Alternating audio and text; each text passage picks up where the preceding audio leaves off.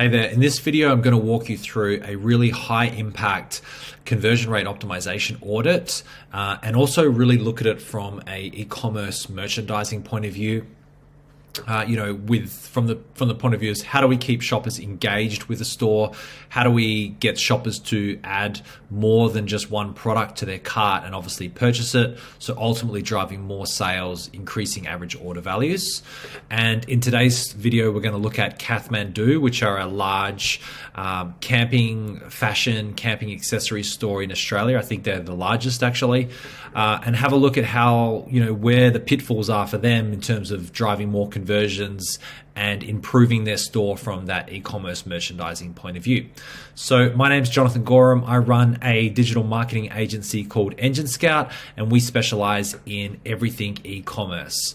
So without further ado, let's get started. Now, the first thing that struck me right away is if I'm not a fan of Kathmandu, or I don't know too much about the brand, this is their store, their e-commerce store, and it's not clear that it's actually Kathmandu. Like, there's a small little logo here in the center that's sort of in this odd position between a few of the main navigation menus. In that traditional spot where I expect to see their branding, it's just this empty white space. And they've got a small hamburger menu here as well. So it'd be nice to see just say Kathmandu with the logo. Even as I scroll down, I don't see that strong a branding. So that was just something that just struck me straight away. Make it clear to the customer that, hey, yeah, you're on Kathmandu's store. Let's get started with the shopping experience. And if we look at it from the conversions from that merchandising point of view, the first thing that struck me straight away is Kathmandu, they sell, I think, thousands of different products, but there's nowhere clear that, where can I just see an overview of all the products? So if I go to the navigation menu, they're making me work. I have to click here to men's. I have to click on jackets, and then I can go to raincoats. It's not just showing me an overview of all the potential products that are here. As a shopper, I might go, oh, I actually need a shirt as well, so I can see that easily. No, I'll have to go back, to tops and try to find my way around. They're just making the customers work a lot.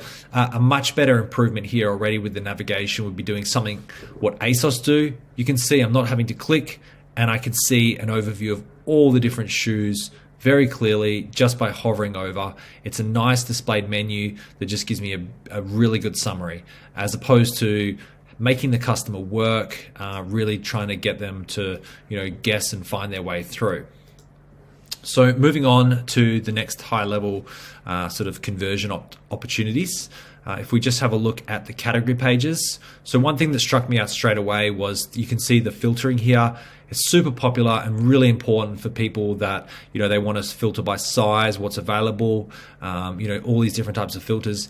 As they're browsing through the store, you want to keep that sticky, so it's just easy. If I have to go up, I have to keep going up and then down. It's just, again, that underlying theme of making the customer work for the sale. And continuing that theme, with Kathmandu, they're really sort of, the whole store actually is making customers work, which isn't great. For example, this, obviously they're running a sale at the moment. You can see here they're advertising the sale, which is nice and clear, and that's fine. But, if you think about how customers shop when they're on a sale, they're looking at all different items. They're not just going to purchase one jacket. They could potentially purchase multiple jackets. They might want to compare, this jacket to this jacket. So, adding, add to wish list or add to cart even, a button so they can use, that can act as a wish list, and then they can go in and they can compare the different products.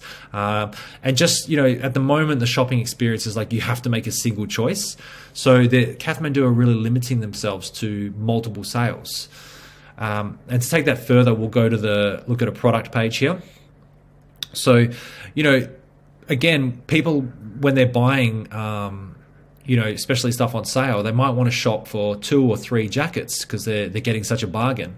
But if we say, okay, I want this jacket here, this is great.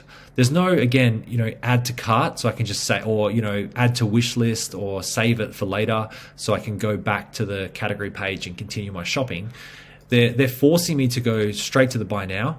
So I'm just wait for that to add to the cart. And you can see here, just bang, forcing me straight to the shopping cart. From a shopping experience point of view, like that's That's really frustrating as a customer, because I might want to just look at this jacket, or maybe I want to get a couple of jackets because they're on such a bargain. So, if I click back here, hey, I want to continue shopping. It just, it's clunky. I have to go back to the product page here. Then I have to click back to the category page. There's just too much work for the customer.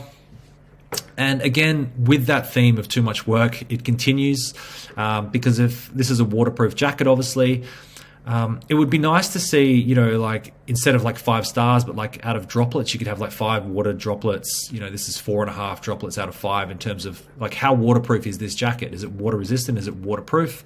I know they say Gore-Tex. A lot of people do know about that, but it'd be nice to just make it a bit simpler, because not everyone might not know what even Gore-Tex is. A lot of these like DWR, PFCs, I don't know a lot of this stuff, so I think there's a lot of technical jargon in here that could be, just cleaned up and made clearer for everyone so they understand. A good way to do that is just simply adding more in context pictures. You could have a graph of just how waterproof it is, things like that. So yeah, just removing a little bit of the technical jargon there to make it easier. Suggested products is fine. I would also look to add, Kathmandu, especially, they sell lots of accessories, cheap accessories. So add those cheap accessories in here. It could be, adding beanies, earmuffs, small little things for your jacket, anything. Just adding some more smaller accessories that people might want to shop as they go through.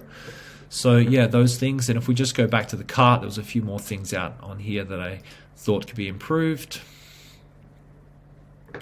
Just wait for it to continue.